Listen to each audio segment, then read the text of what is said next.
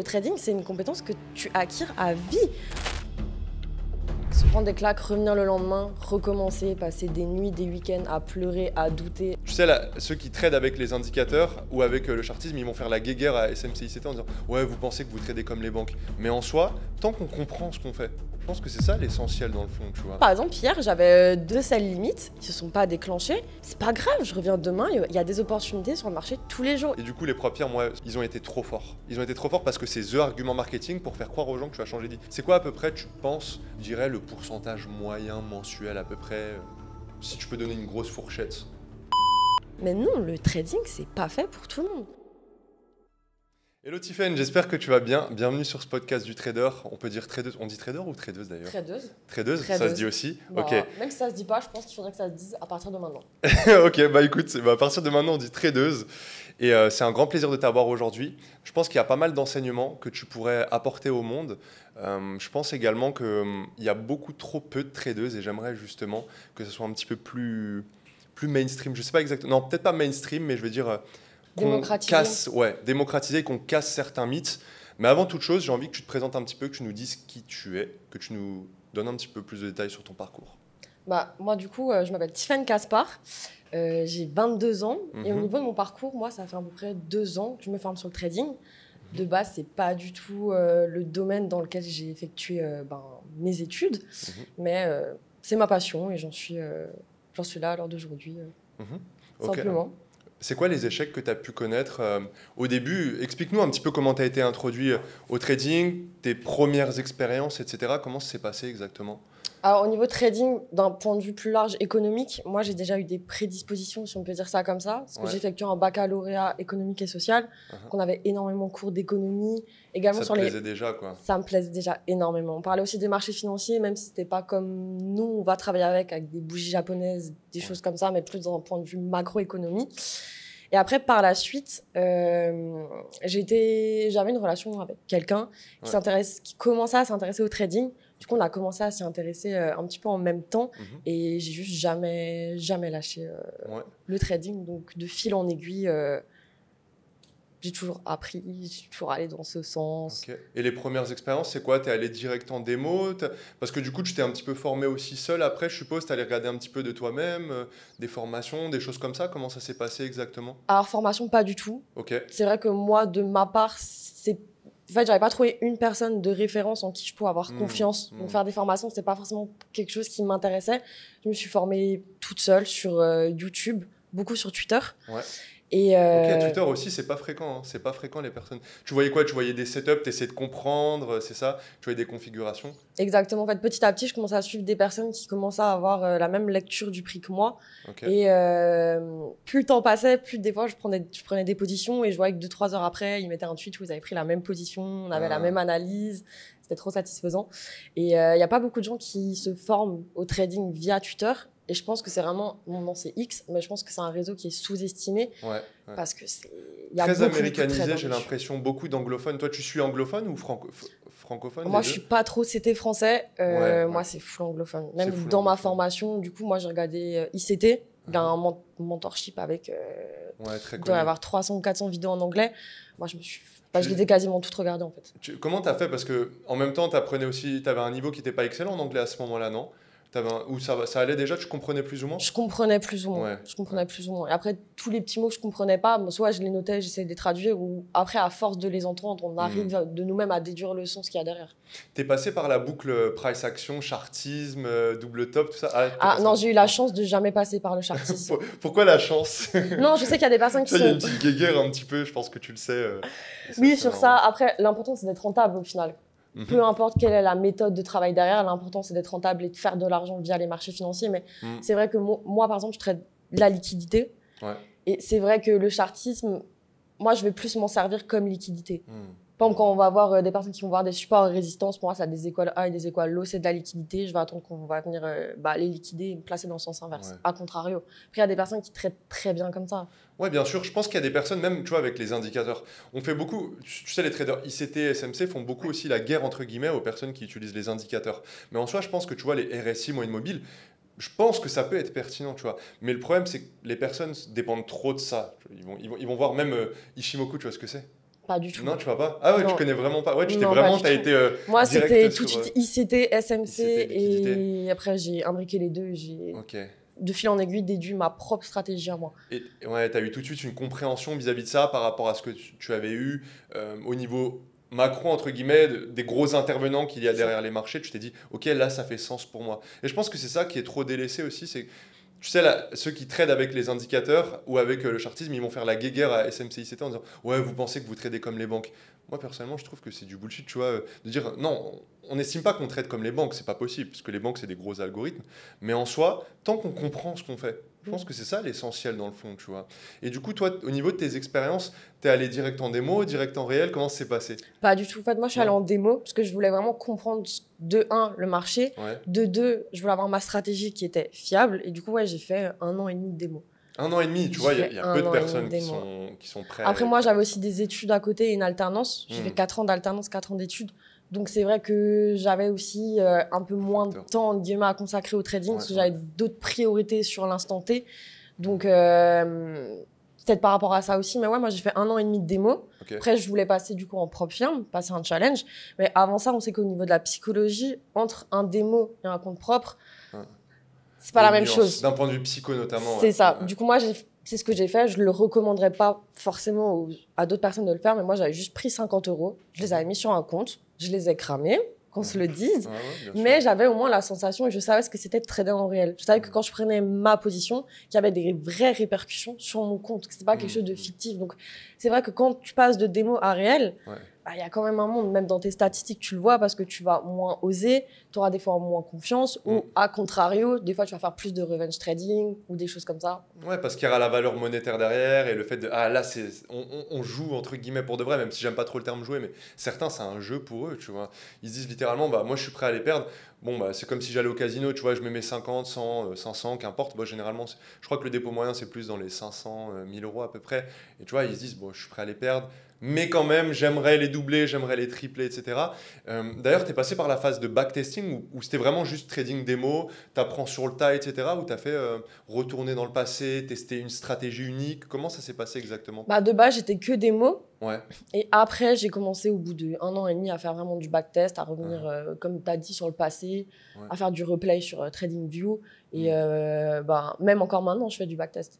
Pour vraiment faire... Ouais, tu m'as dit que tu passais même des fois des week-ends... le samedi soir, je préfère faire mon backtesting que sortir en soirée, par exemple. Voilà. Mais c'est vraiment habituer son œil à voir ce qu'on a envie de voir et non pas voir ce qu'on a envie de voir, mais voir ce que le marché veut bien nous montrer. Et au-delà de ça, aussi comprendre que, par moi, je fais du day trading. Je sais que toi, tu ne trades pas tous les jours. Moi, je fais vraiment tous les jours sur les marchés. Aussi, imbriquer dans sa tête qu'il y a des jours où il n'y a pas d'opportunité.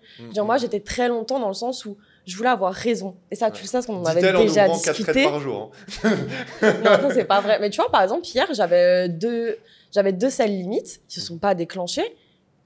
C'est pas grave, je reviens demain, il y a des opportunités sur le marché tous les jours. Et c'est ça qui est important de comprendre. Au début, dans nos échanges, tu pensais pas comme ça, tu as évolué. Et tu vois, c'est une autre phase d'évolution. Ça veut pas dire que tu as changé nécessairement de stratégie, mais tu as compris ça en évoluant que, ok, il y a peut-être pas l'opportunité tous les jours. C'est ça. Et même, tu m'as envoyé des messages sur ça, tu m'as dit, ah, c'est vrai, tu avais raison sur ça. Et en fait, des fois, on essaye un petit peu de forcer les personnes à avoir notre schéma de pensée, mais finalement, il faut que la personne se rende compte d'elle-même dans ses datas et fasse les erreurs, tu vois. Il y a des personnes, ils ont besoin de prendre... Moi, je sais que je suis ce genre de profil-là où j'ai besoin de me prendre 3 à 4 stop-loss, tu vois, pour comprendre que, ah ok, là, je suis peut-être pas dans les clous de mon plan. Même si maintenant, ça arrive beaucoup moins. Mais je vois ce que tu veux dire. Tu as eu besoin de passer par cette phase-là de...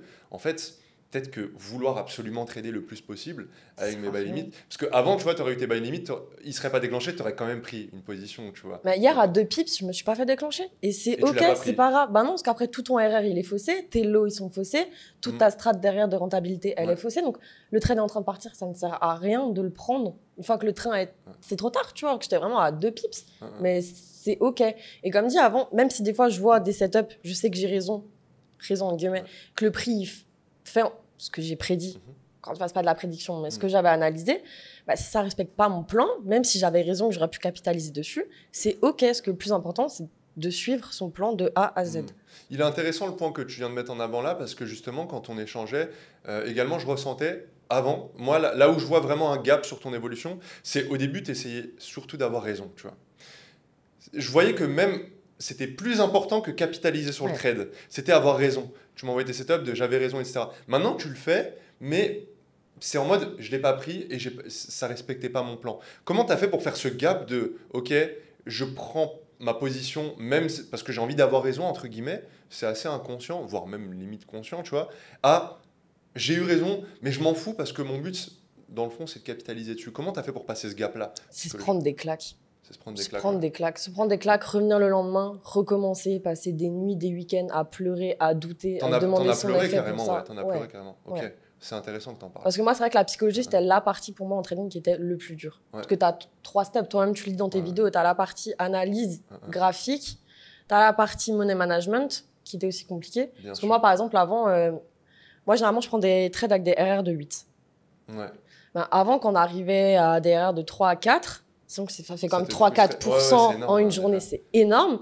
Bah, je me disais, SL ou TP. Maintenant, j'ai mes partials, tu vois, donc c'est différent, mais c'est plein de petits éléments que tu imbriques. Et le mieux, moi, je suis un peu comme toi, j'ai un profil, je suis un peu autodidacte, le trading, j'ai tout fait moi-même. J'ai besoin de me prendre une claque pour comprendre. Une claque, 2 claques, 3 claques, au bout d'un moment, ça rentre. Et c'est comme ça que... Je pense que la majorité des auditeurs ou spectateurs, justement, de cette vidéo-là, sont dans le même cas. Mais est-ce qu'ils auront la discipline et tu vois, le cran de vraiment laisser cette voix, tu vois, je pense que c'est une voix intérieure, tu vois, mais elle est reliée à l'argent. Au final, selon moi, je ne sais pas ce que tu en penses, mais pour moi, c'est toujours relié à la valeur que tu as de l'argent par rapport à ça. Tu vois, typiquement, quelqu'un qui va être un peu plus dans le besoin, je pense que ça va être très compliqué de casser ce mythe-là. Je ne dis pas qu'il faut de l'argent essentiellement pour aller en trading, mais je dis juste qu'il faut avoir un monde autour, tu vois. Toi, par exemple, et c'est vrai que tu n'en as pas encore trop parlé, mais tu as aussi plein d'autres choses qui te passionnent, le sport, au niveau artistique aussi. Si tu veux en parler, comment ça s'imbrique autour de ton trading? Après, c'est un équilibre que chacun doit trouver. Déjà, le sport, c'est super important parce que quand on a passé une journée, psychologiquement, c'était compliqué. Déjà, nous, on n'est pas des swings, nous, on est vraiment en day trade scalping. Psychologiquement, c'est dur. Psychologiquement, il faut tenir sur le long terme. On sait qu'il y a des traders qui ont fait des interviews qui l'ont expliqué. Au bout de 1, 2, 3, 5, 10 ans, ils ressentent physiquement les effets du stress. Donc, c'est important de pouvoir extérioriser tout ça. Je sais, par exemple, moi, je vais à la salle et je fais de la gymnastique. Je sais que quand j'ai passé une mauvaise journée, taper à fond sur un trampoline pour faire un double salto, ça me libère, ça me fait du bien, ça me permet d'extérioriser. Elle fait des doubles saltos. Non, mais tu vois ce que je veux dire? Le fait de pouvoir justement extérioriser tout ça et pas le garder en toi, sur le long terme, de 1, c'est bon, c'est meilleur pour ta santé, et de 2, tu sais que le lendemain, tu as vidé cette énergie. Tu vas pas revenir sur le marché avec cet esprit de revanche. Au contraire, tu viens... créatif... désolé, je t'ai coupé. Non, vas-y, dis-moi. Tu as l'esprit aussi créatif. Ouais. Toi, tu aimes beaucoup cet esprit créatif, le travailler sur plein de projets, sur plein de choses. D'ailleurs, il y aura les réseaux, hein, je le précise tout de suite, donc suivez-la vraiment, Tiffaine. On laissera directement tout en bas pour la contacter. Tu acceptes ou pas que les gens te contactent? Avec grand plaisir, moi je réponds à tout le monde, toutes les questions, je suis ouverte. Fais gaffe, parce que si on fait beaucoup de vues, tu risques d'avoir beaucoup de messages. Mais il n'y a aucun souci, non, vraiment, moi j'adore les gens, j'adore aider les gens. La bienveillance, c'est une des qualités les plus importantes. Notre monde est déjà assez compliqué et assez méchant comme ça, donc non, moi je suis full ouverte sur ça, il n'y a aucun problème. Okay. Et sur l'aspect du coup artistique aussi, je pense que là, tu vois, tu as parlé beaucoup de sport extériorisé physiquement, mais aussi mentalement, parce qu'on le sait, c'est 80% de psychologie. Je pense que tu es d'accord, c'est à peu près ça, le trading, c'est 80%. Bon, au moins on est formel là-dessus, tu vois, mais artistiquement, est-ce que tu ressens aussi que ça t'aide à extérioriser, tu vois, faire... je peux le dire, tu vois, sur le design, etc., le motion, des choses comme ça, quoi. Ouais, exactement. Je peux le dire alors que je le dis. Non, mais dis-le, il n'y a aucun souci. Non, mais je suis pas sûre, mais par exemple, il y a 1 an, quand moi je tradais, je faisais pas mon analyse en 1 minute, mais par contre, quand je surveillais mon trade, je restais en 1 minute, je regardais toutes les bougies en 1. Psychologiquement, ça te flingue. Je sais que maintenant, je prends mon trade. Je faisais la réflexion, d'ailleurs, je te disais, tu devrais pas vraiment... T'es une psychopathe à faire ça, personne ne fait ça. Je te disais, personne ne fait ça. Ouais. Personne. Non, mais t'as totalement raison. Même maintenant, une fois que j'ai pris mon trade, je sais que je laisse mon ordi tourner, je prends ma tablette, je fais mon motion. Moi, je suis plus frame par frame, donc c'est un dessin après l'autre, ça prend du temps, etc. Et fait justement de laisser le trade tourner et de faire autre chose. Du coup, ton esprit est ailleurs, Bah ouais, puis t'es moins stressé, tu te fais SL, c'est pas grave, t'attends tranquillement de pouvoir reprendre une position, tu reviens le lendemain. Tu mets tes alertes. Moi, mettre des alertes, ça m'a changé la vie aussi. Ouais, mettre les alertes indispensables parce que par conséquent, tu passes pas tout ton temps. Et je pense que même d'un point de vue, tu vois, ça c'est le fond, mais sur la forme, c'est juste, ok, en fait, le trading, c'est pas toute ma life. Oui. Dans tous les cas, il y a d'autres projets. Plus tu te mets la pression par rapport à ça, c'est comme la loi du détachement. Plus tu veux quelque chose et t'es focus dessus, moins tu vas en guillemets l'obtenir. Plus t'es détaché, faut quand même le vouloir. On parle quand même de motivation et de bien détermination, de discipline, etc. Mais si t'es détaché par rapport à ça, tu vas plus l'attirer. Après, là, on rentre plus dans tout ce qui est énergie, c'est un autre débat. Non, mais on peut si tu veux, spiritualité. Ouais, t'avais totalement raison là-dessus. Et c'est vrai que, comme dit, j'ai mis peut-être 6 mois à comprendre ça, mais je me suis pris une claque, 2 claques, 3 claques, 4 claques, et à l'heure d'aujourd'hui, c'est OK. Ouais, et c'est top ça. Sur l'aspect propre firme, t'en penses quoi toi des propres firmes? Parce que juste pour qu'on explique un peu aux spectateurs, très brièvement, j'en ai fait une vidéo, de toute façon dans tous les cas, vous la cherchez au pire des cas. Mais t'as regardé en mode le spectateur était là. Salut. Mais les propres firmes, c'est se faire financer par des sociétés, de toute façon. C'est, voilà, FTMO, la plus connue. Et d'ailleurs, c'est celle que... aucun partenariat, c'est juste... Selon moi, je sais pas si tu partages le même avis, mais moi, je vois que celle-là, parce que au moins, tu es sûr de te faire financer. T'es sûr d'avoir tes payouts. T'es sûr d'avoir tes payouts, exactement. Toi, t'en penses quoi de ce levier-là, pour ceux qui regardent ou qui écoutent ce podcast-là? Qu'est-ce que t'en penses des propres firmes? Pour moi, c'est un levier... Enfin, à mon sens, c'est personnel, c'est un levier qui est incroyable, parce que tu as accès à des fonds auxquels tu n'aurais jamais eu accès sans eux. Ce qui fait que par jour, tu peux faire des bénéfices que tu n'aurais jamais pu faire sans eux, encore une fois. Et surtout, ce que je trouve cool, c'est que tu as des restrictions de pourcentage de pertes journalières et de drawdown. Ça t'apporte une discipline dans ton trading. Je veux dire, qu'est-ce que tu veux, même si tu es en compte propre avec ton argent, je vois des gens sur les réseaux, ils prennent des risques de 10%. 10% sur un trade. Faut que tu sois vraiment sûr de toi. Je veux dire, là, tu n'es pas du tout dans la gestion de ton compte. Ça t'apprend à gérer un compte et un portefeuille de A à Z sans le flamber. Parce que là, tu perds 10%. Ou les gens qui mettent pas stop loss, tu vois, il y en a beaucoup qui mettent pas stop loss sur leur trade. Mais tu sais, tu fais genre comme ça, mais je pense qu'il y en a énormément même qui vont regarder cette vidéo qui ne mettent pas de stop loss. C'est genre juste, ou alors qui le décalent sans cesse. Tu sais, ça je me rappelle, j'avais fait ça, je faisais ça ma première année. Tu sais, tu le décales parce que tu as l'espoir de. Tu as l'espoir de. Et en fait, tu es en train de casser tout ton erreur. Même si le trade y passe, dans tous les cas, c'est pas viable sur le long terme. T'es foutu, t'as pas ton plan, tu respectes pas ton plan. Tu peux pas. Tu vois, même moi, j'ai parlé hier ou avant-hier à un mec qui m'expliquait que lui, quand il avait 17 ans, il avait acheté le Bitcoin à 40 000 avec un levier, je pourrais pas dire combien, ce qu'il m'a pas dit, mais un gros levier. Il pensait qu'il allait monter. Avant ça, il y a eu FTX, etc. Le Bitcoin, il est tombé à 24 000 à peu près. Même si après il a pump, le mec il a perdu 170 000 euros quoi.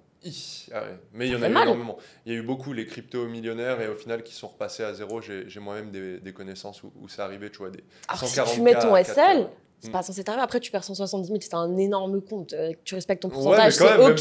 Même si t'es millionnaire, perdre 170 000, je pense que ça fait chier. Ça fait mal. Bien sûr. Et du coup, les propres firmes, moi je partage totalement ton point de vue, c'est révolutionnaire. Mais je pense que justement, ils ont été trop forts. Ils ont été trop forts parce que c'est the argument marketing pour faire croire aux gens que tu vas changer d'idée. Et je sais pas si tu es au courant d'ailleurs, mais il y a plus de perdants sur les propres firmes qu'en CFD classique. Oui, après les propres firmes, faut pas oublier non plus que eux, il faut qu'ils fassent de l'argent. Ils sont pas là pour faire de la charité et te dire tiens, prends ton compte et voilà. Ils ont aussi une entreprise à faire tourner, donc forcément, ils font énormément de bénéfices sur les challenges, parce que la plupart des gens qui les passent, ils les échouent. 95% de perdants. 95%, c'est énorme. Si ce n'est plus maintenant. Au moment où je te dis ça, c'était à l'époque de MyForexFund, tu sais, avant que ça ferme. Donc, et d'ailleurs, c'est pour ça aussi que je parle des FTMO, parce que très sincèrement, tu vois, même la propre firme qui était numéro 1, à un moment, MyForexFund, tu te rappelles, ils étaient passés devant FTMO. C'était la plus grosse propre firme et au final, il s'avère que c'était un scam. C'est pour ça, je vous le dis vraiment, tous ceux qui regardent cette vidéo-là, j'insiste beaucoup là-dessus. Et j'ai aucun code de parrainage, aucun avantage financier. Mais au moins, vous êtes sûr à 100%. Et en plus, avec les vues qu'on fait et tout, on pourrait faire beaucoup. Mais vraiment, allez-y, n'allez sur aucun code de parrainage, juste prenez votre compte propre firme que dessus quand vous êtes prêt. Tu vois, il y a différentes étapes. Il y a la rentabilité qui doit être prouvée. Toi, tu dirais qu'il faut combien de temps de rentabilité avant d'aller sur les propres firmes, tu penses? C'est propre à chacun. Tu peux pas dire à quelqu'un, moi j'ai pris 2 ans, donc tu vas prendre 2 ans. C'est pas possible. Ça dépend de ta strat, de ta psychologie. Ça dépend d'énormément de facteurs. Mais je dirais à partir du moment où soit tu as fait du backtest, soit tu as fait du démo, par exemple, pendant 2-3 mois, tu sais que tu es rentable. Let's go. Tu as fait du backtest, tu as à peu près 200-300 données, tu sais que tu es rentable. Voilà, après, il faut être sûr que ta psychologie tienne derrière. Totalement. C'est un autre problème, tu vois, on est tous différents, on a tous un rapport au risque qui va être différent, une gestion des émotions qui va être différente, une gestion du stress, donc c'est vraiment propre à chacun. Pour moi, il n'y a pas un temps idéal ou donné, quoi. Ok, moi, je suis, tu vois, c'est bien aussi, c'est à ça que sert le podcast, c'est un peu de débattre selon moi. Après, c'est mon avis, du coup, je dis pas que c'est une vérité générale, Moi, généralement, ce que je conseille, c'est au moins 3 mois prouvés de rentabilité avec plusieurs dizaines de trades. Pourquoi? Parce que ça couvre suffisamment l'échantillon, ça couvre suffisamment, tu vois, de temps pour se dire, OK, je suis en confiance, OK, je suis serein, et OK, dans tous les cas, c'est mécanique. Tu vois, par exemple, sur 10 trades, selon moi, tu peux pas vraiment juger une stratégie. Je dirais qu'il en faut peut-être au moins une quarantaine, trentaine, mais encore une fois, comme tu le dis, c'est propre à chacun. Quelqu'un qui va avoir une stratégie purement scalping, toi, par exemple, tu peux ouvrir combien de trades à la journée? Tu penses? Enfin, à la semaine ou tu sais pas? Bah, plutôt à la journée. Après, comme dit, ça dépend toujours des opportunités qu'il y a le marché, ça dépend des Ouais. news qu'il y Par a, si c'est exemple, là, on super est volatile ou cette pas. semaine-là. Par exemple, si on prend lundi, mardi, Bah, j'ai mercredi. pas tradé mercredi parce que j'ai pris l'avion et tout, donc Ouais. c'est plus compliqué, mais généralement, je dois être à maximum 5 trades par jour. Ok, Vraiment, c'est balèze quand même. maximum. Tu mets combien de risques à peu près par trade? 1%. 1% à chaque fois? 1%, Et ouais. tu t'autorises quelle perte maximale du coup Par jour, journalière? Ouais, 2%, c'est stop. 2% max? Ok, Ouais. ok, ouais, tu restes. Ouais. Et c'est dur ou pas quand tu le dépasses de dire putain, j'ai Bah, en envie fait, de. au début, c'était compliqué ce que tu dis. Dans ta journée, tu as deux fenêtres de tir. Ouais, Tes 2 trades, ils passent pas. ouais. Tu fermes le graphique, tu reviens demain. Même si tu as une troisième C'est toi opportunité contre qui toi, vient et que c'est le plus beau trade du monde, tu le prends pas. C'est dur au début, hein. Ouais. C'est dur, hein. Ouais. Bah, au début, tu le prenais, je suppose. Oui, bah forcément, comme tout le monde, au début, tu prends le trade, tu dis allez, je vais me refaire. Ouais, Mais c'est du revenge trading, ça sert à rien. Je veux dire, de un, tu suis plus ton plan et psychologiquement, t'es plus droit. Tu vois ce que je veux dire? Et d'ailleurs, pour détailler, sans vraiment faire tous les détails, alors si on fait pas mal de vues et que vous nous le demandez en commentaire, donc dites-le nous directement. Qu'est-ce qu'on leur dit de mettre en bas en commentaire un mot simple, un truc en 3-4 lettres, on met quoi? TIF. TIF. Mettez TIF. On met TYPH. TYPH. Vous notez si vous voulez voir la stratégie de Tiffen. Et puis on pourra en faire une vidéo à part, parce que là sur le podcast, ça risque d'être un petit peu bordélique si on fait tout ça.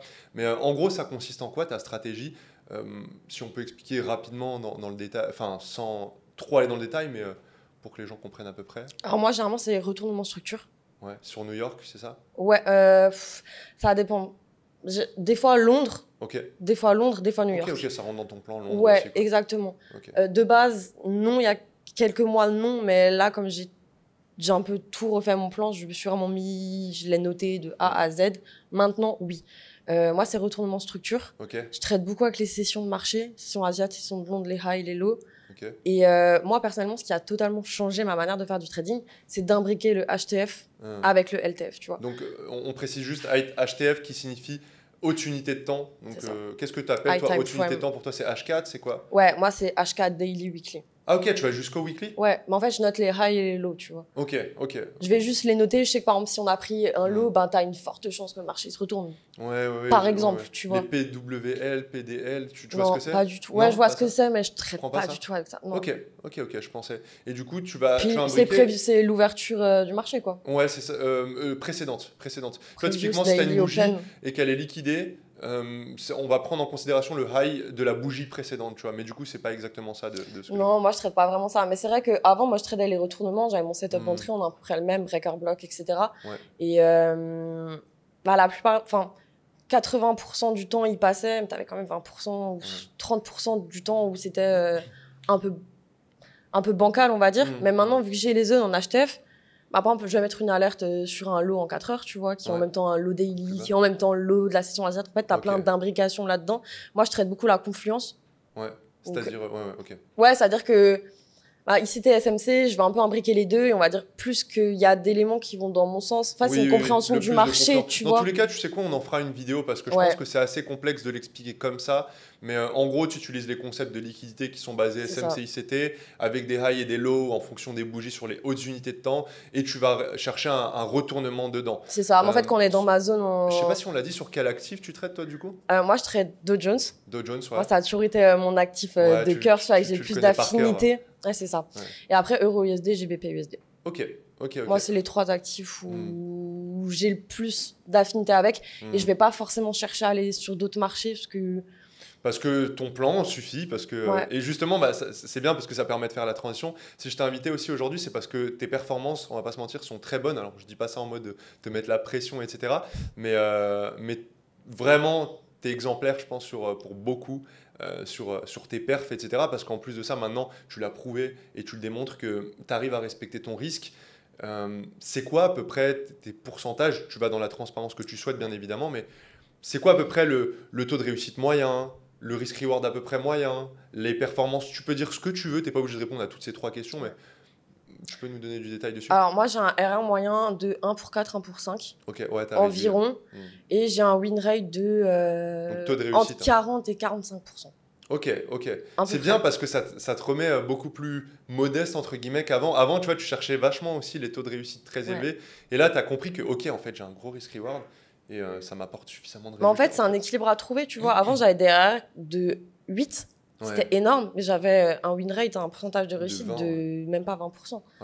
Donc, c'est un équilibre à trouver entre ton win rate et ton RR. Parce que plus ton RR va être gros, donc tu auras des DSL, on va dire, en guillemets, courts pour des très gros TP, bah, plus ton win rate il va être pourri, forcément, parce que tu as plus de chances de te faire sortir. Et moi, ce qui m'a beaucoup changé aussi, c'est les partials, tu vois. Comme je t'ai dit, avant, c'était TP ou SL. Maintenant, BE, pour ceux qui ne savent pas, c'est fermer partiellement une partie de ses profits. C'est-à-dire quand vous êtes sur MT4, vous avez la possibilité, enfin MT4 ou MT5, hein, on s'en fout, quand vous fermez votre trade, vous avez la possibilité de choisir la taille de lot que vous allez fermer. Donc admettons que vous ouvrez un lot de 0,10, vous pouvez fermer 0,05, donc ce qui équivaut à 50% de partials. C'est vrai qu'on parle beaucoup franglais en trading. Certains ne s'y familiarisent pas, mais il faut, c'est important dans le trading, tout ça. Mais c'est top. Et au niveau des pourcentages à peu près, parce que des fois tu fais des semaines, tu m'envoies les trucs, je suis, wow, c'est violent là. C'est violent. En plus, en respectant ton risque. C'est quoi à peu près, tu penses, même si c'est très variable, c'est en dents de scie, parce que tu peux faire des énormes perfs comme des perfs un peu plus modestes, mais tu dirais le pourcentage moyen mensuel à peu près, si tu peux donner une grosse fourchette. 20%. 20%? Ouais. Et elle normalise ça. Hein. C'est une performance extrême. Une performance extrême. Oui et non, mais oui. Oui, moi je dirais 20% en moyenne, mensuel. Pour le coup, c'est vrai que j'observe comment tu trades et je le valide. Hein. Elle m'envoie les avant, après, etc. Et c'est vrai que c'est assez choquant des fois de voir des gros risk-reward. Tu es beaucoup dans l'entrée, l'exécution, j'ai remarqué. Ouais. Toi, c'est vraiment le point, c'est avoir, entre guillemets, la meilleure exécution possible, le meilleur trade possible. Comment tu as fait pour vraiment pousser cet aspect-là de l'entrée? Exactement, c'est quoi? C'est l'analyse du prix, c'est tes data, c'est quoi exactement qui a fait? Ouais, analyse du prix et mes data. Je dis, moi, c'est mon setup d'entrée, je sais que j'ai des entrées sniper. Et après, c'est qui tout double. Tu vois, j'ai des entrées trop sniper. Par exemple, hier à 2 pips, je me suis pas fait déclencher. Et c'est ok, je suis ok avec ça. Oui, et pourtant, mon trade, il aurait TP, sans aucun souci. Sans aucun souci. Mais moi, je suis ok avec ça. Je préfère avoir mon entrée sniper, avoir ma stratégie et quitte des fois à pas me faire déclencher. Ok. Et c'est quoi les plans maintenant pour toi vis-à-vis du trading? Si tu veux détailler vis-à-vis de ta vie de manière générale, dis ce que tu veux par rapport à ça. Les plans, c'est un peu compliqué parce que j'ai pas envie de m'avancer, tu vois. C'est quelque chose que je suis en train de construire petit à petit. Mais déjà, c'est faire du networking, rencontrer des gens. C'est pour ça que je suis venue aussi. Parce qu'on est à Dubaï pour le préciser, sur ce studio-là. C'est aussi pour ça, tu vois, faire du networking, rencontrer des personnes qui sont aussi comme toi. Parce que je veux dire, trader, c'est un métier qui est très solitaire. Je veux dire, moi, je suis full trading depuis septembre. Parce que j'ai mis un point, enfin, j'ai fini mes études, mon alternance, etc. Mais je suis toute seule à la maison toute la journée, tu vois. J'ai un ami à moi on s'est rencontrés, qui habite pas trop loin, qui s'est mis dans le trading aussi. Donc, on est à 2, c'est top, parce que les journées passent plus vite, etc. Mais c'est un métier qui est super solitaire. Sur ça, c'est quand même c'est un point quand même qui est compliqué, tu vois. Et les gens en parlent pas sur les réseaux. Tu vois, tout le monde te vend le trading, c'est le métier de rêve qu'il faut absolument faire et tout. Mais non, le trading, c'est pas fait pour tout le monde. Et après, moi, mes plans, du coup, sur le long terme, moi, du coup, à côté, je suis un peu motion design, etc. Donc, il y a cette partie que j'aimerais développer. Et est-ce que tu veux qu'on fasse une annonce pour ceux qui regardent cette vidéo et qui cherchent des prestations motion ou pas du tout? Tu préfères quoi? Si jamais vous voulez des prestations motion, vous avez son contact aussi. Appelez-moi. Je prends que les paiements en crypto. Non, je rigole. Mais je veux pas trop m'avancer sur les projets, tu vois. Mais moi, faire juste de la créa de contenu, juste apporter de la plus-value aux gens. En plus, la partie motion, tu vois, qui peut permettre justement de vulgariser ça et de toucher un public plus large. Je veux dire, moi, c'est ce que j'ai envie de faire, tu vois. Je veux dire, en soi, moi, c'est ma vision des choses, hein. Tu peux ne pas être d'accord, mais non, c'est subjectif à chacun. Oui, mais pour moi, on n'apporte rien à la société, tu vois. J'ai une très bonne copine qui est avocate, une autre qui est médecin. Je veux dire, elles contribuent, elles aident des gens. Moi, je spécule à l'achat ou à la vente sur les marchés. J'aide personne. Ouais, totalement. C'est marrant que tu en parles, j'en ai parlé sur un podcast. C'est exactement pour ça que j'ai créé une académie. Parce que de base, j'avais des potes, je les aidais. En fait, on était sur un Discord, je les aidais. Et on était 10-12, tu vois, au début. Et puis en fait, on est rapidement monté à 40-45. Et en fait, c'était des gens qui, là pour le coup, tu vois, qui profitaient de moi. C'est pour ça, on va laisser ton contact, mais ceux qui veulent profiter vraiment, les gratteurs d'infos, juste, il y a des personnes qui sont très, très mauvaises, je pense, mais qui ont une apparence de gentil. Et moi, c'est ce qui m'arrivait, en fait, tu vois.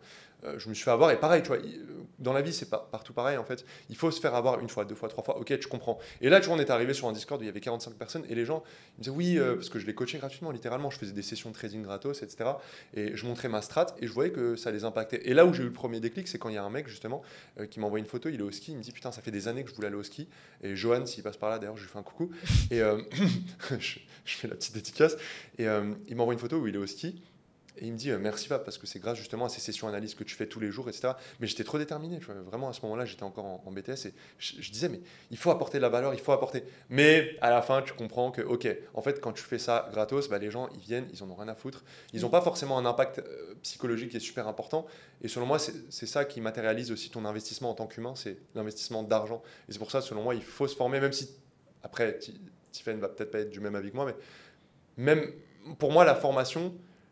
Ok, peut-être c'est pas fait pour tout le monde, il y a des profils qui sont ultra autodidactes, mais par contre, il faut accepter que vous allez vous péter la gueule vraiment à un level. Et le truc, c'est qu'aussi en France, il y a 80% d'arnaques c'est horrible. En trading. Quand on va sur les réseaux sociaux et qu'on voit trading. C'est des marketeurs, c'est pas des traders. Bien et sûr. C'est super triste parce que ça ternit l'image du trading qui est au final un métier que je trouve personnellement magnifique. Et tu vois, tous ces influx voleurs en guillemets qui sont sur Dubaï, qui vendent des choses, qui sont jamais tradés. Même moi, tu sais, le nombre de fois où je suis sur TikTok, je vois, il y a des mecs qui sont en live trading, ils prennent des RR de 1 pour 2. 1 pour 2. Toi, ça te choque, toi, 1 pour 2 ? Ouais. C'est marrant, moi, ça me choque pas. Ouais. Enfin, avec le spread, ok, parce que du coup, tu as 1 pour 8. Mais en fait, si tu vois, si tu as 1 pour 2, 2,5, eh ben, dis-toi qu'un taux de réussite juste de 40%, un taux de réussite de 40%, tu peux être rentable. Moi, personnellement, tu vois, je suis à 2,5 à peu près.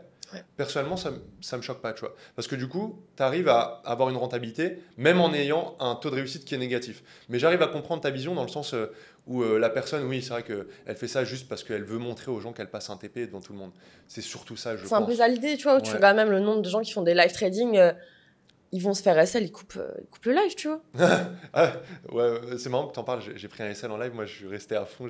Je trouve ça super important de montrer, c'est la partie du trading. Même un trader pro, même n'importe qui, enfin pro entre guillemets, parce que pro, quand on dit pro, certains vont penser que c'est en salle de marché, en banque, etc. Mais un trader rentable sur le long terme, mais vous allez tout le temps prendre des stop loss. Et je pense qu'il y en a, ils disent oui, mais psychologiquement, ils sont pas aptes à recevoir l'info de dans tous les cas, je vais prendre des stop loss. Dans tous les cas, je vais en prendre, tu vois. Et même certains, tu vois, par exemple, toi, tu m'as dit, ton taux de réussite, il est à 45... Ouais, on va dire 40%. Ouais. Et bah, tu vois, typiquement, c'est-à-dire que tu ouvres ton trade, tu es à l'aise avec le fait de... Il y a quand même une statistique que je prenne en stop loss qui est importante. Mais c'est OK. Ouais, c'est OK. Parce que quand je vais capitaliser, ce ne sera pas à moitié, quoi. Oui. En fait, c'est ça, tu vois, par exemple, même si je sais que je fais 3 jours où je me prends -2, -2, le 4e jour, je prends juste un trade qui passe, même 2 trades qui passent, bah, mes pertes, elles sont effacées, j'ai aucun problème là-dessus, tu vois. D'où moi, je suis plus sur un RR élevé, d'où l'avantage d'avoir un bon RR, tu vois. Et après, comme tu as dit, ça fait partie du métier, se prendre un stop. Je veux dire, moi, par exemple, je me lève le matin, je suis déjà OK avec le fait de, OK, aujourd'hui, ça se trouve, j'ai déjà perdu 2%, c'est OK. Tu sois en adéquation avec ça. C'est pour ça que je dis, ça dépend de chacun aussi. Quel est toi-même, qu'est-ce que tu peux accepter et vivre avec comme risque Quelle est ta sensibilité au risque? On est tous différents là-dessus. Et ce qui est aussi super compliqué, c'est que le trading, c'est de l'argent. Sauf qu'en trading, il faut que tu te détaches de l'argent. Exactement. Et par exemple, sur MT4, tu peux faire des modifications pour ne pas avoir tes bénéfices en euros ou en dollars, mais pour les voir en pourcentage. En points aussi, même, tu peux les mettre en pips. Ouais. T'as dit sur quoi, toi? MT4. Ouais, sur MT4, tu peux les mettre en pips aussi. Ouais. Okay, après, je vois pas trop l'intérêt, mais pour certains. Enfin, je vois pas trop l'intérêt. Ouais, je dis ça maintenant, mais. Je crois que je le faisais en plus quand j'étais débutant, mais je trouve ça important. Non, mais oui, c'est pour ça. Je suis mauvaise langue, hein, sincèrement. Non, si, en fait, si, c'est important. En fait.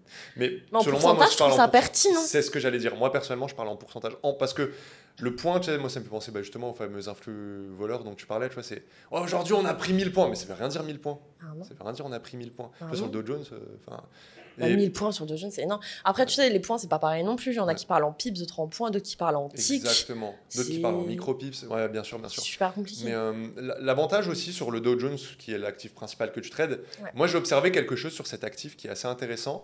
C'est quand tu as saisi le sens de distribution dans lequel ça va droit, quoi. Et c'est pour ça, moi, que j'affectionne particulièrement le gold, principalement, parce que je retrouve des similitudes. Alors, selon moi, la volatilité est plus extrême et la valeur au point sur le Dow Jones est supérieure. Mais ce que j'aime beaucoup dans ces actifs-là, c'est qu'il y a une distribution qui s'effectue sur New York, des fois sur Londres aussi, bien évidemment. Mais quand elle est là, elle est claire, tu vois.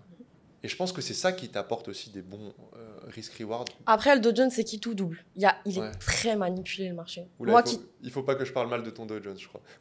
Elle l'affectionne particulièrement, les gars. L'amour de ma vie. Non, mais le Dow Jones, c'est qui tout double parce que c'est un marché qui est très, très manipulé et qui est très impulsif. C'est-à-dire que si tu es dans le bon sens, je suis d'accord. T'es Gucci. Par contre, dès qu'il y a des news, etc., pour moi, je sais que toi, tu traites pas les news. Le sujet qui fâche. Le sujet qui fâche, vraiment. Est-ce que tu trades les news, toi? Alors, moi, je trade les news, mais je me positionne jamais avant. Non, mais tu vois, par exemple, je sais que le DJ, par exemple, moi, je l'appelle le DJ. Ok, excuse-nous. Oui, on est un petit peu proches, le Dow Jones et moi. On a une relation privilégiée. Non, mais je veux dire, par exemple, tu as le taux de chômage qui va sortir à 14h30, généralement le jeudi. Ouais. Je sais plus ce que je voulais dire. Le Dow Jones par rapport à la volatilité. Exactement, à la manipulation. Ouais. T'es dans le bon sens avant 14h30. Gucci, t'es dans le mauvais sens. Tu risques 1% de perte, de risque. Tu te retrouves à moins 2-3. Le spread, il est énorme sur le DJ. C'est intéressant que tu parles de ça. C'est vrai que personne n'en parle. Mais le stop loss, toujours le voir. Moi, ce que je fais, ma strat, c'est toujours mettre le stop plus large que ce que je comptais mettre réellement parce que je compte le spread et je me mets toujours un trait sur mon MT4 interne où je sais que je vais fermer un petit peu plus tôt manuellement. Parce que je reste malgré tout, c'est rare que je laisse totalement le trade tourner. Tu vois, je vois des ricains qui mettent en avant vachement le t'oublies le trade. Les gars, non, il y a quand même un minimum, il y a quand même une sécurisation, il y a quand même un minimum à avoir. Tu manages ton trade, Non, mais c'est pas tu l'ouvres, tu te casses et vas-y, on regarde dans 3 heures. C'est compliqué. Quand je fais de l'intraday, non. Même nous, par moi, je fais des partials, etc. Et tu vois, par moi, généralement, je fais 3 ou 4 partials. Je vais pas ouvrir 3 ou 4 trades. Okay. Je prends un trade avec mon lot, je le ferme en plusieurs fois, je mets mes alertes, etc. Mais je peux pas oublier mon trade. Ce sont mes partials. Ouais. Je les ai pas, et pour moi, il y a trop un facteur stress d'ouvrir les 3 trades. Attends, là, il faut que je manage le premier. Non, là, je ferme le... Non, selon moi, c'est un seul et unique trade, tu vois, où tu n'as pas besoin d'avoir dès le début, ça veut dire que tu n'as même pas ouvert ton trade. En plus, sur un actif comme le Dow Jones, tu mets une friction de attends, il faut que je divise par 3, il faut que ça. Non, mais c'est bon. Faut tout prévoir. En plus, vu la volatilité, le truc, en une bougie d'une minute, il peut déjà. Mais le DJ, il fait des bougies de 1 minute de 100 points. Ouais, c'est incroyable. C'est vraiment. Contre, à contrario. Quand il est pas bon ton trade, tu le sais très rapidement du coup. Tu le sais très rapidement. Tu te fais sortir très rapidement aussi. Moi, j'ai un souvenir il y a peut-être 1 an où j'avais justement tradé le DJ avant une news, parce qu'à l'époque, je tradais les news, on fait tous des erreurs. Ouais. J'avais pris 0,5% de risque. Mon trade, il s'est fermé. Le spread était tellement énorme. Et en fait, si tu veux, la bougie, juste, elle est tombée. Il y avait un gap pareil de 50 ou 100 points à peu près. Ah bah là, Au lieu de me prendre un moins 0,5, je me suis pris un moins 2, tu vois. Ouais, c'est énorme. Surtout si t'es en propre firme. T'es en compte propre encore, t'as ton propre compte, etc. À la limite, voilà. T'es en propre firme, tu peux cramer ta propre comme ça. Tu peux cramer ton allocation. C'est vrai. On va aller sur un sujet où cette fois-ci, on va parler du sujet qui fâche encore plus. Le temps d'écran. Ouf. Le temps d'écran. Ouf. On en parle ou pas? On peut en parler, oui. Tu passes combien de temps devant le graphique? Par jour? Ouais. Moi, je fais d'autres choses à côté, je les laisse ouverts. Mais sinon, moi, je suis...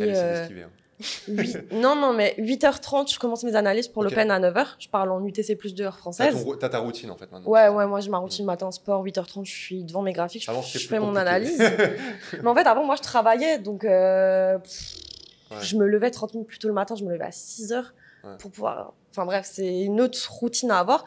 Mais je suis derrière, après, des fois 17h, ma journée elle est finie. Des fois ça dure jusqu'à 22h, mais ouais, généralement c'est 9-10 heures derrière les graphiques. Après, je fais d'autres choses. Je fais d'autres choses à côté. Et moi, surtout, c'est ma passion. Mais tu vois, moi, c'est OK. Sur les graphiques purs.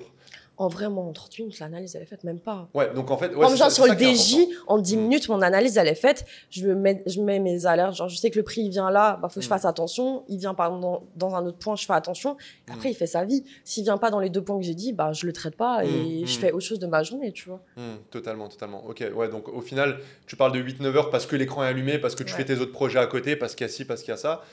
Mais par contre, réellement, c'est pas 8-9 heures comme ça, regarder chaque bougie, tu vois. C'est pas possible. C'est pas possible. Tu pètes un plomb. Ouais, tu pètes un câble. Tout à l'heure, tu as parlé en plus du stress et tu as parlé des dégâts que ça pouvait avoir. Et ouais, j'avais regardé l'hormone du stress, c'est la cortisol. Ce que ça apporte, c'est insolent. Vraiment, ça n'a pas de sens. C'est rétention d'eau. C'est comme de la drogue. Hein. C'est maladie cardiaque.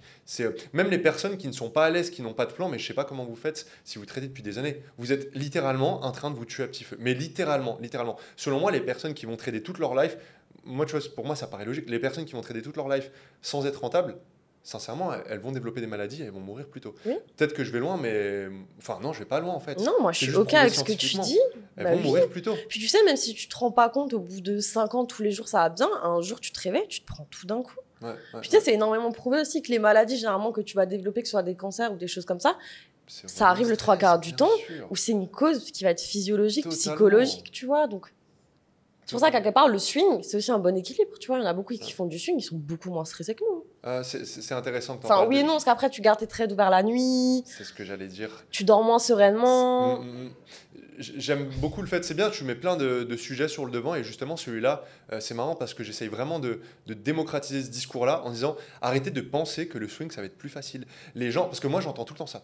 Fab, il faut que je fasse du swing parce que j'ai pas le temps. Bah mec, si t'as pas le temps, fais pas du trading en fait. Si t'as 0 temps, ne fais pas de trading. Parce que alors tu fais du DCA, tu fais de l'investissement. Exactement, t'auras pas les mêmes pourcentages. T'auras pas les mêmes pourcentages. Non, ça n'a rien à voir. Mais par contre, accepte en fait le game, il est comme ça. Le game, il est comme ça. Le trading, il faut être un minimum devant l'écran. Moi, personnellement, je passe maximum 2 heures, les plus hautes journées 3 heures sur le graphique. Encore une fois, comme toi, moi, c'est pas 3 heures pareil, où tu regardes chaque bougie. Enfin, quoique, la dernière fois, j'ai ouvert un live où j'ai passé littéralement 3 heures parce que le trade a duré 3 heures. Oui, après, tu es en live. Encore une fois, c'est pas pareil. Je pense que des fois, quand tu te fais déclencher ou que tu es dans ton trade, tu fais juste autre chose. Ouais. Mais pour revenir sur le sujet swing, les gens me disent j'ai pas le temps, du coup je vais faire du swing. Je lui dis mais c'est quoi ta vision exacte? J'ouvre un trade, il tourne plusieurs jours et voilà. Non, mais il faut avoir des notions par exemple macro, fondamentales qui sont beaucoup plus poussées. Parce que ton annonce, elle vient, ton trade il est excellent, mais bam, TSL comme ça, en un rien de temps parce que t'as pas fait une sécure. Et parce que le swing nécessite une sécure qui est totalement différente, tu vois. Il faut une sécurisation qui est différente. Pareil, arrêtez de penser que là le placement de stop loss, mais c'est the truc quand tu fais, c'est la chose la plus importante limite quand tu fais du swing. Le risk reward, mais encore pire, tu vois.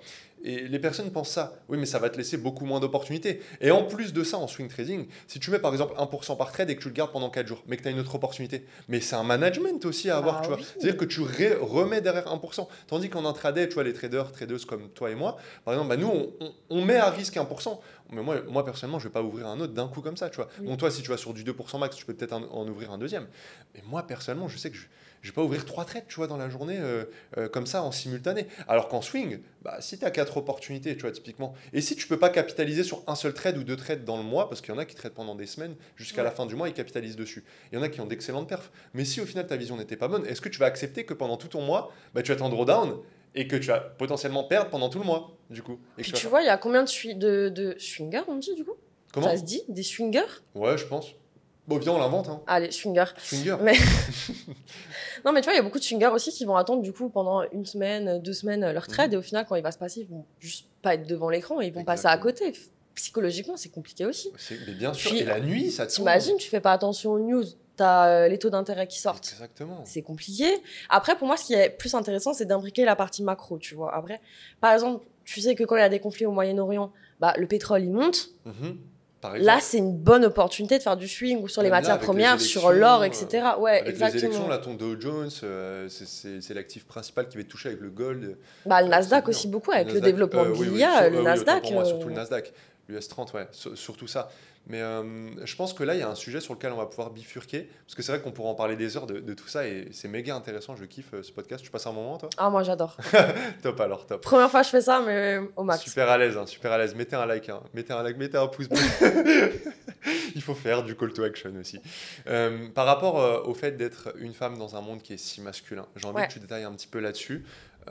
Qu'est-ce que tu en penses, toi? Je vois que d'ailleurs, nous, personnellement, dans l'académie, on intègre de plus en plus de tradeuses et c'est un kiff, tu vois. C'est un kiff. Maintenant, ça représente 10-15%, je crois, quelque chose comme ça C'est dans l'académie. beau. Ouais, c'est beau, tu vois. Et je me rends compte que c'est de plus en plus démocratisé, alors que pour moi, c'est pas normal qu'on doit démocratiser ça pour les femmes. C'est une activité. Peut-être parce que le profil psycho, les gens, ils doivent se dire non, mais. Ou parce qu'ils ont l'image du mec qui est derrière 10 écrans à Wall Street, je pense que c'est ça, non? Toi, t'en penses quoi de tout ça? Je pense que c'est ça, tu sais, les gens, quand tu leur parles de trading, ils vont te dire quoi? Ouais, le loup de Wall Street. Ouais, ça, je comprends pas. Il n'y a aucun rapport. Typiquement, tout ce que tu vois une Aucun femme dans ce rapport. film, hormis la femme Ouais. des hommes. Non, Exact. tu n'as pas de femmes qui sont l'actrice principale, en guillemets, tu vois ce que je veux dire? Et puis même le rôle qu'elle a, la femme dedans, tu vois, surtout que ceux qui regardent ce podcast-là, mais il n'y a aucun rapport avec Wall Street et ce que vous allez faire sur les marchés. Non. Mais c'est genre zéro rapport, les gars. Non, ça n'a rien à voir. Le mec était là, c'était un courtier qui appelait pour vendre des actions véreuses et puis s'en fout plein les poches. Enfin, je vulgarise à fond, je grossis le trait, mais aucun rapport, tu vois. Non, ça n'a rien à voir. Mais toi, comment tu le ressens? Quel message tu as envie de passer aux femmes qui ont envie de faire ce putain de trading, mais qui ont peut-être des mythes dans leur tête Déjà, il faut se lancer, tu vois. Après, je pense que c'est compliqué, parce que même si tu regardes tous les formats qu'il y aura, toutes les vidéos, etc., c'est que des hommes, tu vois. Donc, je comprends que ça peut être un frein, mais faut pas que ce soit le cas. En plus, les femmes, si tu regardes juste sur... Bon, les femmes et les hommes, on est d'accord qu'on est pour l'égalité. Moi, je suis 100% pour ça. Mhm. Mais on a des différences, même physiologiques, qui Bien fait sûr, qu'on bien sûr. est différents, tu vois. Mhm. Si tu regardes, généralement, les femmes vont avoir plus de facilité à gérer le stress, gérer C'est les vrai. émotions. Donc, même sur un point de vue psychologique en trading, les femmes, techniquement, sur le papier, Mhm. sont plus aptes à bien gérer ça que les hommes. Donc, ça devrait pas être un frein. Au contraire, elles devraient se lancer là-dedans de fond en comble. Tu vois, après, on a juste que ça intéresse pas de rester aussi longtemps derrière un graphique. On peut aussi partir de ce principe-là. Après, là, que ce soit femme ou homme, il y en a juste que ça intéresse pas. Mais au-delà de ça, il faut pas se freiner du fait qu'il y ait que des hommes là-dedans. Puis, encore une fois, le fait d'être une femme, moi, je vois plus ça comme une opportunité plutôt qu'un frein. Je veux dire, il y a tellement peu de femmes dans ce milieu que c'est super facile de se démarquer. Et tu vois, au lieu de regarder... Tout est question de perception... Tout est question de perception des choses. Excuse envers le micro. Pardon. Non, mais tout est question de perception des choses dans la vie. Tu vois, tu peux voir le verre à moitié vide ou le voir à moitié plein. Ouais. Et au final, tu te rends compte qu'il y a tellement peu de femmes dans ce milieu que ça te laisse juste une marge de progression qui est exponentielle. Qui est monumentale. Et de faire vraiment la différence, tu vois. Je veux dire, on a énormément de problèmes, entre guillemets, dans cette société vis-à-vis des hommes où c'est compliqué pour nous, etc. Mais être une femme, c'est aussi une opportunité. Tu vois ce que je veux dire? Je veux dire... Moi, je sais juste, j'ai posté 1 ou 2 vidéos par rapport au trading. Il y a énormément de mecs qui sont venus me parler trading. Mais je veux dire que j'ai pu rencontrer ici, où j'aurais pas forcément eu cette opportunité, où on serait pas venu autant me parler si j'étais un homme, tu vois. Totalement. Donc, ça peut juste t'ouvrir des portes. Après, c'est à toi, en tant que femme, de le cadrer et de mettre tes limites. Bien sûr. Mais moi, je pense que c'est plus une opportunité qu'un frein. Et que ce soit dans le trading ou dans un autre métier qui est vachement masculin, ça peut être plus une opportunité. Après, c'est à toi de gérer les choses correctement et ça dépend du tempérament de chacun aussi, tu vois. Ouais, tu vois, à titre perso, je vois littéralement aucune différence sur le pourcentage de réussite de mes élèves chez les hommes et les femmes. Peut-être qu'il est légèrement inférieur chez les hommes parce qu'il y a beaucoup plus d'hommes qui veulent venir. Alors maintenant, on filtre, on fait de la candidature, etc. Mais avant, on avait les valves qui étaient un peu plus ouvertes. Il y avait beaucoup plus de mecs qui étaient dans l'aversion, l'appât du gain. Ouais. Et chez les femmes, ça, je le repère quasiment pas. C'est quasi inexistant. Ou alors peut-être que c'est un peu plus profond, mais ça ne veut pas dire qu'elles ne veulent pas d'argent. C'est logique qu'elles veulent faire de l'argent sur les marchés, tout comme un homme, c'est évident. Mais par contre, je vois moins ce côté, tu vois, revanchard de « putain, il faut absolument, maintenant que j'ai perdu ça, il faut que je me refasse, etc. » Et tu vois, les femmes ont moins d'ego que les hommes. Je vois un petit peu moins ce côté présent, tu vois, sur justement les femmes qui veulent absolument faire l'esprit revanche. L'aspect émotionnel, je suis un peu moins d'accord avec toi. Je pense que c'est qui tout double. Je pense que, tu vois, par exemple, on a des femmes dans l'académie, elles, typiquement, elles ont un côté totalement sereine et où il n'y aura aucune émotion. Et il y en a d'autres où c'est putain, toute ma life, je manquais d'argent, il faut que j'en fasse. Mais comme chez les hommes, au final. Tu vois. Oui, comme chez les hommes. Après, je pense qu'en règle générale, les femmes ont quand même moins d'ego.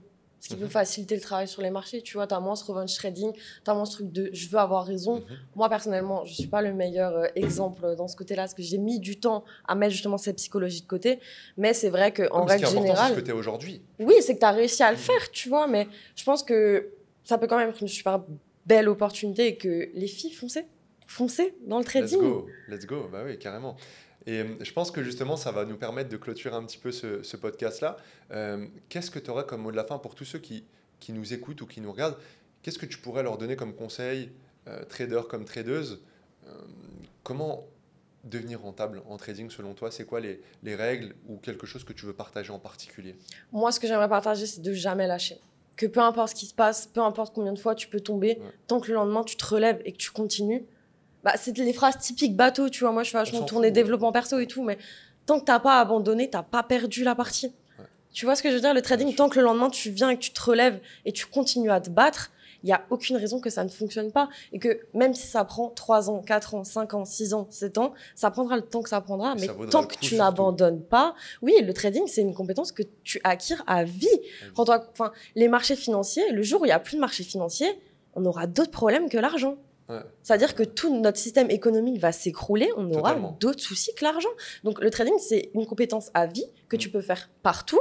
Tu n'as pas besoin de clients, tu dépends de personne. Et au-delà de ça, pour moi, le trading, c'est une école de vie. Moi, ça m'a permis d'apprendre beaucoup de choses sur qui je suis, sur comment je veux être, sur me canaliser, sur gérer mes émotions, sur gérer mon stress. Pour moi, le trading, c'est une école de vie.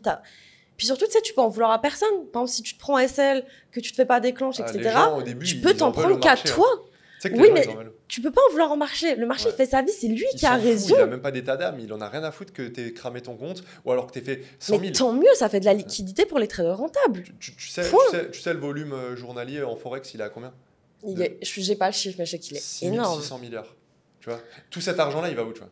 Forcément. Il va dans les poches de 5% des personnes, parce que c'est eux qui tiennent le marché, et que le marché, c'est un zéro-sum game, qui a pas de création d'argent. Si moi, je perds 100 balles, c'est que toi, t'en as gagné 100. Exactement. Si j'en gagne 200, c'est quelqu'un d'autre en a perdu. L'argent ne se crée pas. Et il y a des gens qui pensent que juste en faisant, je sais pas, une journée à 1000 euros, ils vont dépouiller le marché. Non, mais les gars, vous dépouillez rien du tout.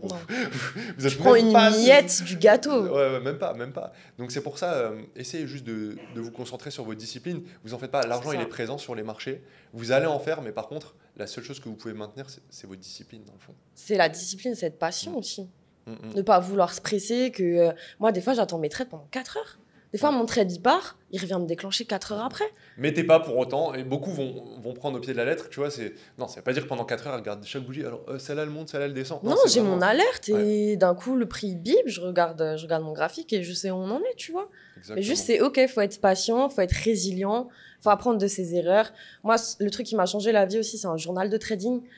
Écrire ta stratégie, mettre des screens dans différentes unités de temps de ce que ton prix a fait, mais aussi faire un retour psychologique. OK, aujourd'hui, moi, c'est ça qui m'a aidé. Aujourd'hui, comment je me suis sentie, dans quelle gestion de stress j'étais. Moi, avant, je faisais du trading. À côté, j'étais en master, j'étais en alternance, j'avais mon taf, donc j'avais plein de choses à côté. Donc, dire, OK, tel facteur, comment est-ce que ça joue aujourd'hui sur ma journée? Tu notais des petits points de points psychologiques quand tu avais fini ta journée de trading, par exemple? Oui, je disais, aujourd'hui, j'étais stressée, donc, par exemple, j'ai pas respecté mon plan, j'ai pris une trop grosse perte aujourd'hui, j'aurais pas dû. Après, tu sais, tu fais une introspection et de dire comment est-ce que je peux devenir meilleur et qu'est-ce que je peux faire pour être rentable sur le long terme. Puis tu sais, une fois que tu as validé, tout le monde veut valider son compte FTMO, etc. Mais une fois que tu l'as validé, c'est bien, il faut le tenir après. Il faut faire ton premier payout dessus. Le nombre de gens qui le valident et qui ne font pas de payout sur ce compte, c'est énorme. C'est pas parce que tu as validé ton compte que c'est OK et que c'est acquis. Ça va plus loin que ça. Donc tu sais que si sur le long terme, c'est le métier que tu veux faire ou le trading te permet de faire d'autres choses, un des métiers que tu veux faire sur les 10, 20, 30 prochaines années, mais tu sais que ta psychologie doit être OK durant toutes ces années-là. Donc, c'est super important de faire une introspection aussi, de savoir toi, comment est-ce que tu te ressens, enfin, comment tu te sens par rapport au prix, au marché, à tes pertes, à tes gains. Voilà. Je pense que c'est même un cadre de vie, tu vois. Et j'étais en train de tourner un podcast le jour et justement, je disais, tu peux pas faker d'être discipliné, tu vois. Tu peux pas être quelqu'un qui te lève à pas d'heure. Enfin, tu peux avoir une vie à côté, tu vois. Tu peux t'amuser, tu peux sortir, etc. Il n'y a pas de souci. Mais par contre, tu peux pas faker d'être méga discipliné sur les marchés. Par contre, ta vie à côté, c'est de la merde. Tu manges super mal, tu fais aucun sport, tu te drogues ou tu bois ou qu'importe. Tu fais n'importe quoi et tu n'as aucune discipline. Et c'est ça que le trading, moi, à titre perso, comme toi, ça m'a permis de mettre l'accent sur qui j'étais, quels étaient mes démons, entre guillemets, comment justement les canaliser et comment justement devenir la personne que j'ai réellement j'ai envie de devenir. Tu vois. Et le trading, c'est une école de vie. Je te rejoins à 200%. Et je pense que c'est même un mode de vie, tu vois. C'est un mode de vie, le trading. C'est un mode de vie. Te lever le matin, penser à tes graphiques, mais pas de manière émotionnelle. Genre juste, ok, je vais aller faire mon petit tour tranquille, tac, ok, tac. Je regarde où est-ce qu'on en est sur l'euro USD. Ok, on en est là. Très bien, je mets ma petite alerte. Allez, je bois mon petit café comme d'hab ou qu'importe, vous avez vos routines. Ok, je vais aller faire mon sport. Comme ça va me permettre de penser à autre chose. Ok, très bien, maintenant, je vais faire d'autres tâches et je vais me concentrer sur autre chose parce que je sais que la psychologie, c'est important. Et tu vois, après, tu fais ta petite journée type et tu dis, putain, je me sens bien en fait. Et que j'ai gagné, que j'ai pris un stop loss ou que j'ai gagné ou perdu, qu'importe, TP ou SL, j'ai appris aujourd'hui. J'ai appris, je deviens une meilleure personne. Parce que j'ai appris sur moi, j'ai évolué, même si vous perdez, vous avancez vers votre réussite en trading. Ça c'est un point important. Même un stop loss, en fait, c'est la seule chose qui va différencier quelqu'un qui ne va pas apprendre, c'est vous, c'est votre état d'esprit. Si tu décides que cette perte va t'apprendre, c'est génial. Même si, des fois, il y a des stop loss, moi, que j'appelle process. C'est-à-dire, c'est un stop loss. Il respecte ton plan, tu as pris un stop loss. C'est comme ça. Tu sais que sur ta stratégie, elle ne peut pas marcher 100% du temps. Impossible. Tu sais qu'il y a des jours où ça ne fonctionne pas. Et juste, comme tu l'as dit, c'est important de prendre en compte aussi les effets cumulés. Et que ce n'est pas parce qu'il y a un jour, tu es sur moins 1%, moins 2%, que sur la fin du mois, tu ne vas pas faire d'argent. Il faut regarder long terme. Et c'est ça qui est super compliqué, c'est la capacité de prendre du recul, limite te mettre un peu à la troisième personne le temps d'un instant, souffler et te dire, ok, c'est pas grave, c'est une journée sur 30 jours qu'il y a dans le mois, on s'en fiche en fait. Ouais, mais il y a des gens, ils ont beaucoup de mal. Et je pense que justement, cette vidéo-là, elle pourra mettre l'accent là-dessus. Je suis garanti qu'elle va aider beaucoup de personnes. Donc, moi, franchement, j'ai passé un super moment, Tiffen, c'était génial. Super premier podcast, félicitations à toi. Ça va, t'as kiffé? Alors moi, j'ai adoré parler de ça. De toute façon, moi, c'est ma passion, donc forcément, j'adore parler de ça. Merci à toi aussi de m'avoir invité. C'était grave cool. Et non, franchement, c'était génial. Et puis, il y a les contacts directement, juste en dessous. Voilà. Spammez-la que si vraiment vous avez besoin de vraiment avoir cette fameuse valeur-là. Et puis écoute, on se retrouve peut-être on se retrouvera sur une prochaine vidéo. Donc n'oubliez pas, commentez directement TIF si vous voulez la suite, mais cette fois-ci où on présente la stratégie, on est beaucoup plus technique. C'était un plaisir. Full trading. Mais avec grand plaisir et une prochaine. À une prochaine, ciao ciao, salut.